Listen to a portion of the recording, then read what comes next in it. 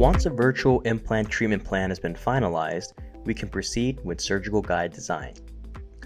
We will click on the Guide Design module, and the first step is to ensure that we eliminate any undercuts in our STL that could create an issue when it comes to the surgical guide fit.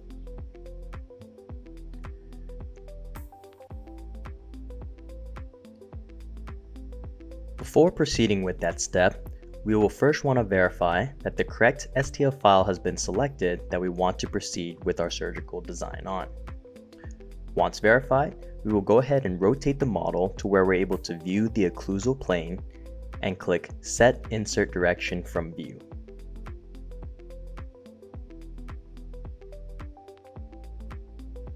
Once rotating the model, the dark regions represent undercuts that the software has detected based on the occlusal view that we specified.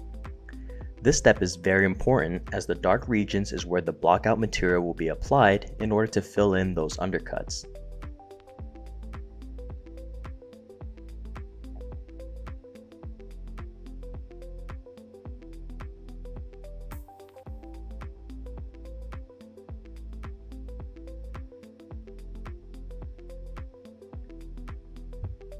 If you are planning on milling rather than printing a surgical guide, you can see that there are milling parameters for you to manipulate as well.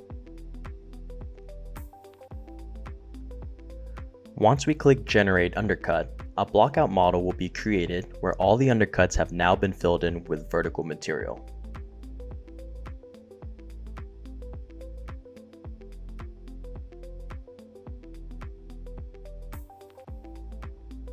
We can also differentiate between the two visually by utilizing the color difference feature. In freeform modeling, we have some tools to allow finer editing of the model if there are still areas of concern.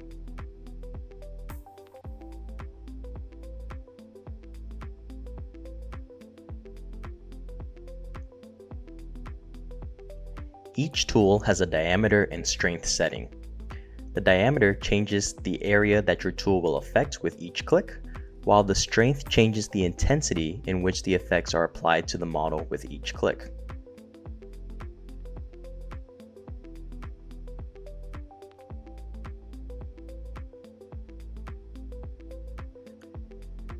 As a shortcut, you're able to hold Control and scroll the mouse wheel in order to adjust the strength, while holding Shift and scrolling the mouse wheel will adjust the diameter.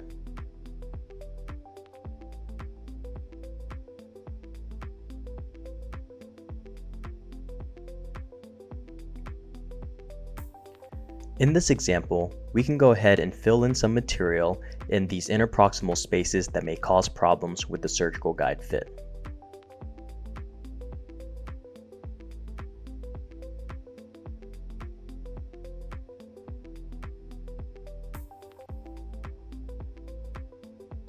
When we are satisfied with the model, we can click on Next Step. In this step, we will begin left-clicking in order to specify the desired coverage of our surgical guide. This will be a tooth-supported guide, so we will make sure to encompass the incisal and occlusal surfaces as we work through the model.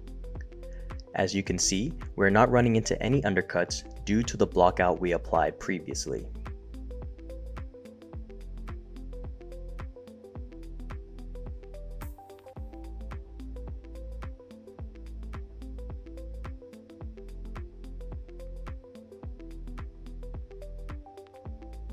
We're also able to edit our boundary at any point by clicking and dragging the points directly. These are the parameters in which the surgical guide will be generated, so it is very important to make sure these settings are consistent with your particular printer and resin prior to design. We can click Create Guide, and the software will proceed with generating the surgical guide body.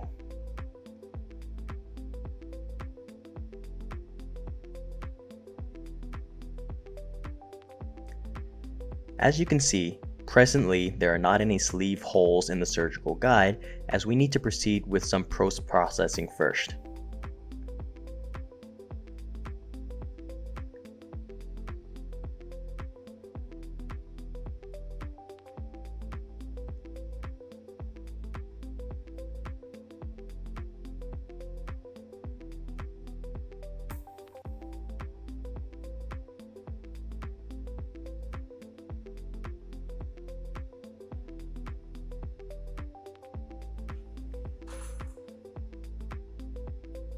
As always, we are able to visually turn objects on and off. You can see as well as that the software will not allow us to add any material to the integral surface of the surgical guide, since the software recognizes that that action will impair the fit of the surgical guide.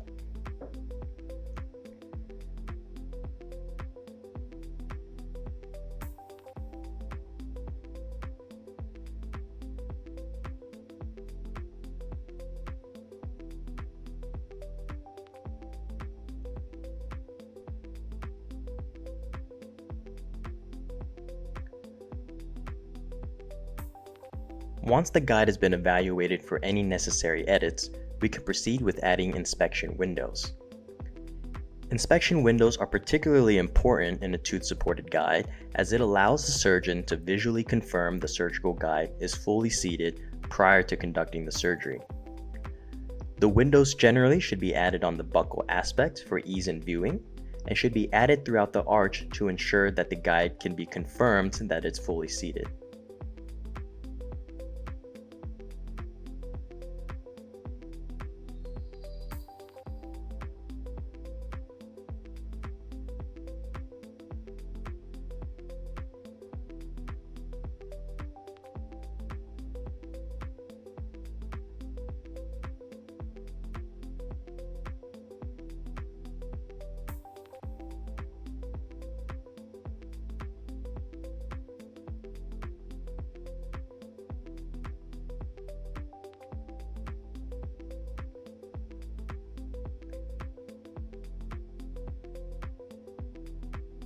The final step will be to add the patient name to the surgical guide.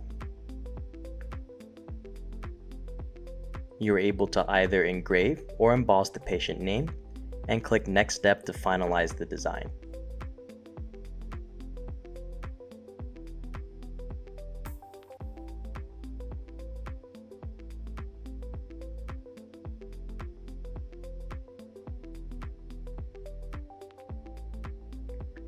During this finalization step, the software will conduct a Boolean operation to add in the holes to accommodate the surgical sleeves.